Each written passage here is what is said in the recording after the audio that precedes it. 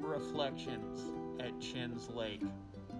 Raleigh, Washington Chinn, a great storyteller of the days of old. From the California gold rush to his many journeys across the wild plains of Kansas to the high country of the Rocky Mountains, the skeleton of his mountain home still stands today, thanks to some local residents who had reassembled the structure after some vandals attempted to destroy it. Time has definitely caught up with Mr. Chinn's cabin as it sits near the banks of Lower Chinn's Lake in the high country northwest of Idaho Springs, Colorado.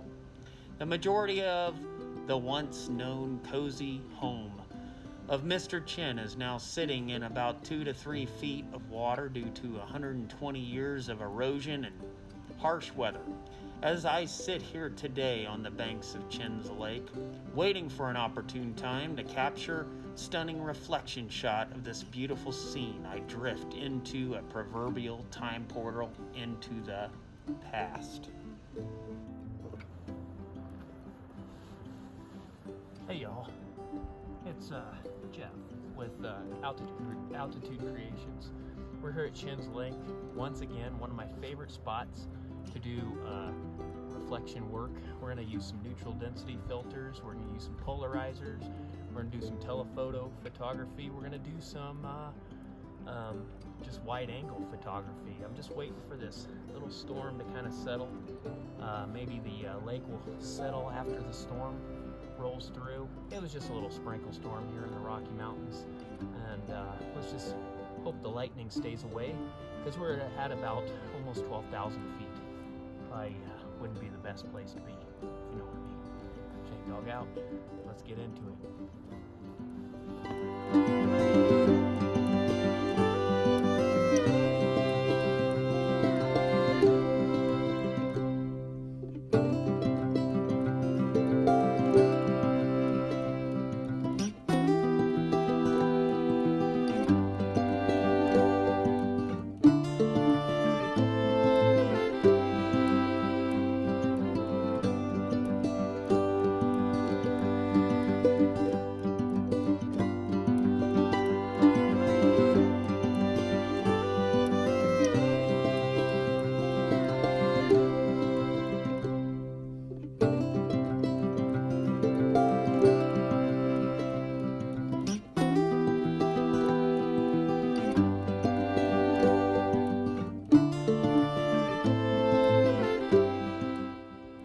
Hey y'all, I'm back.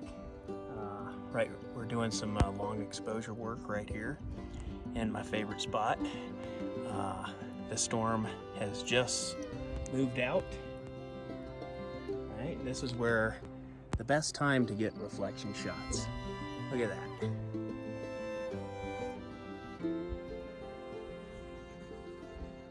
And get bit by mosquitoes. Here we go. It's never perfect.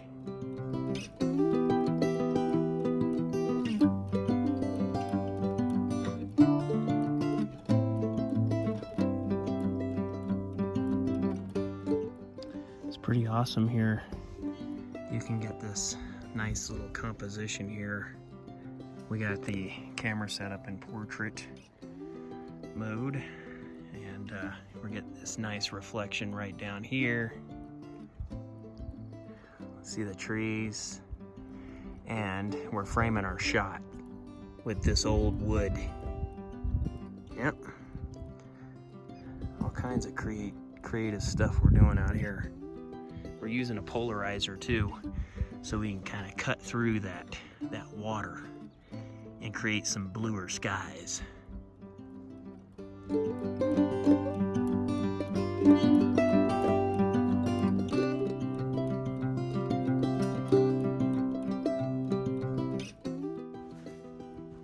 For a moment, let's slip away here into the past.